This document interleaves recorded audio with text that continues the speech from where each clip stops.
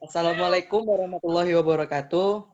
Di sini kami akan mempresentasikan hasil makalah studi kelayakan bisnis kelas 5 reguler 1 klaster 2F yang berjudul Desain dan Teknologi di Toko Arta Boga. Di sini saya akan memperkenalkan diri. Pertama, nama saya Ridho Adilasari. Nama saya Priyasana. Nama saya Maiparina Al-Azhari. Nama saya Leli Sagita. Nama saya Alpriansa. Oke, untuk mempersingkat waktu, kita langsung masuk ke pembahasan. Pertama yaitu ada sistem informasi. Sistem informasi menurut Utomo tahun 2002 halaman 11. Sistem informasi didefinisikan sebagai kumpulan elemen yang saling berhubungan satu sama lain yang membentuk satu kesatuan untuk mengintegrasi data, memproses dan menyimpan serta mendistribusikan informasi. Sistem informasi didefinisikan oleh Aziza tahun 2002 halaman 7. Sistem informasi adalah komponen-komponen yang saling berhubungan yang mengumpulkan, memproses, menyimpan data, menyebarkan informasi untuk mendukung pembuatan keputusan, koordinasi, dan pengendalian. Yang kedua yaitu pengembangan sistem. Menurut Hartono, tahun 2005 halaman 35, suatu sistem diganti atau diperbarui dikarenakan hal berikut, yaitu adanya permasalahan problem yang timbul di sisi lain, yaitu yang pertama ketidakberesan dalam sistem yang lama menyebabkan sistem yang lama tidak dapat beroperasi sesuai dengan yang diharapkan.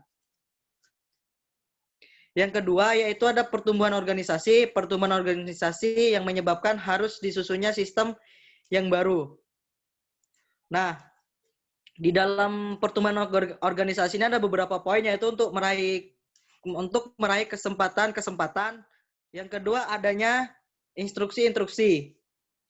Lalu yang ketiga yaitu ada analisis sistem. Menurut Hartono tahun 2005 halaman 129, pengertian analisis sistem adalah penguraian dari sistem informasi yang utuh ke dalam bagian-bagian komponennya dengan maksud untuk mengidentifikasikan dan mengevaluasi permasalahan-permasalahan, kesempatan-kesempatan, hambatan-hambatan yang terjadi, dan kebutuhan-kebutuhan yang diharapkan sehingga dapat diusulkan perbaikan-perbaikannya. Menurut Hartono, tahun 2005, halaman 133 sampai 134, langkah-langkah dasar yang harus dilakukan oleh analisis sistem adalah identifikasi, memahami kerja, terus analisis, terus membuat laporan. Selanjutnya desain sistem. Menurut M. Scott, desain sistem akan menentukan bagaimana suatu sistem akan menyelesaikan apa yang mesti diselesaikan. Tahap ini menyangkut mengkonfigurasi dari komponen-komponen perangkat lunak dan perangkat keras dari unsur suatu sistem sehingga instalasi dari sistem akan benar-benar memuaskan rancang bangun yang telah ditetapkan pada akhir tahap analisis sistem. Kemudian persediaan. Menurut Baridwan tahun 1997 halaman 149, secara umum istilah persediaan barang dipakai untuk menunjukkan barang-barang yang dimiliki untuk dijual atau digunakan untuk memproduksi barang-barang yang akan dijual. Metode, jenis penelitian. Metode penelitian yang dipakai pada penelitian ini adalah metode deskriptif, yang bertujuan untuk membuat deskripsi, gambaran, atau lukisan secara sistematis, faktual, dan akurat mengenai fakta-fakta, sifat-sifat, dan serta hubungan antara fenomena yang diselidiki. Fokus penelitian. Fokus dalam penelitian ini adalah yang pertama itu sistem persediaan barang. Lalu, sistem informasi pada toko Arta Boga yang berkaitan dengan persediaan barang pada toko. Selanjutnya adalah lokasi penelitian. Lokasi penelitian yang dijadikan oleh objek penelitian oleh penulis yaitu Toko Arta Boga yang terletak di Jalan Pasar Lawang, lantai dasar nomor 9 Lawang, Malang. Dipilih lokasi penelitian ini karena Toko Arta Boga masih menggunakan sistem informasi persediaan barang secara manual. Selanjutnya adalah hasil dan pembahasan. Yang pertama adalah analisis sistem. Yang pertama, identifikasi masalah, yaitu adalah kegiatan operasional Toko Arta Boga, kesulitan pemilik Toko Arta Boga dalam menyusun laporan bulanan. Yang ketiga adalah informasi barang belum akurat, data-data yang tentang barang masih berupa lembaran-lembaran.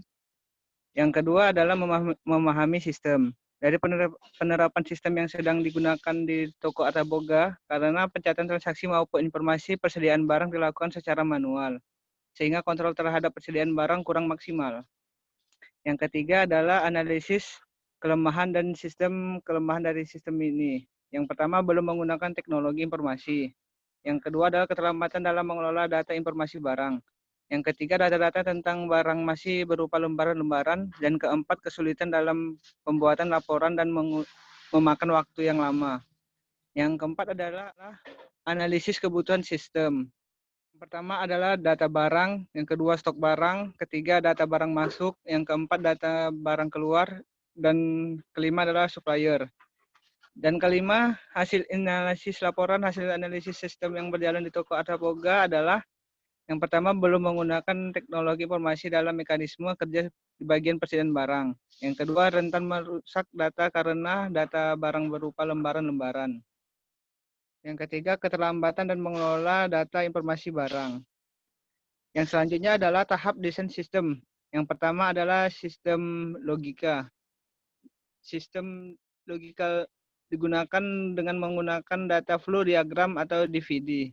Sering digunakan untuk menggambarkan sistem yang telah ada atau sistem yang baru yang akan dikembangkan secara logika tanpa mempertimbangkan lingkungan fisik. Yang pertama adalah diagram konten. Gambar yang sebagai berikut ini.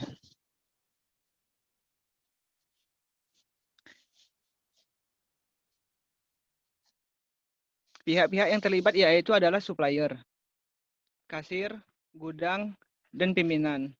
Data flow diagram level N, DFD leveled. DFD level merupakan penjabaran dari diagram konteks yang merupakan proses-proses yang ada di dalam sebuah sistem secara garis besar dan secara keseluruhan, disertai dengan penyimpanan data berupa file. Jadi, pada diagram tersebut dijelaskan bahwa persediaan barang didaftar dan disimpan di gudang. Supplier memberikan data barang, lalu data tersebut diberikan ke kasir. Lalu pembuatan laporan di mana dari file data persediaan barang dan keluar harus dilaporkan yang akan diberikan kepada pemimpin sebagai laporan masuk dan keluar. Yang kedua, desain fisik. Dari pemaparan DFD dari level 0 sampai level 1, maka dapat digambarkan dengan desain fisik yaitu A. Desain Entry Relationship Diagram. Merupakan paparan hubungan antara atribut oleh masing-masing entitas pada sistem. Desain struktur file basis data. Merupakan hubungan oleh masing-masing entitas yang dapat digambarkan. Desain struktur file basis sebagai berikut. Maka bisa dilihat pada gambar tersebut ya. Desain input. Desain input merupakan media bagi user untuk melakukan kegiatan memasukkan data yang dibutuhkan. Desain output. Pada tahap ini merupakan hasil keluaran sistem informasi, yaitu berupa hasil dari input data yang dilakukan oleh user. Desain teknologi ditentukan teknologi apa saja yang dibutuhkan dalam menjalankan sistem baru yang ditawarkan.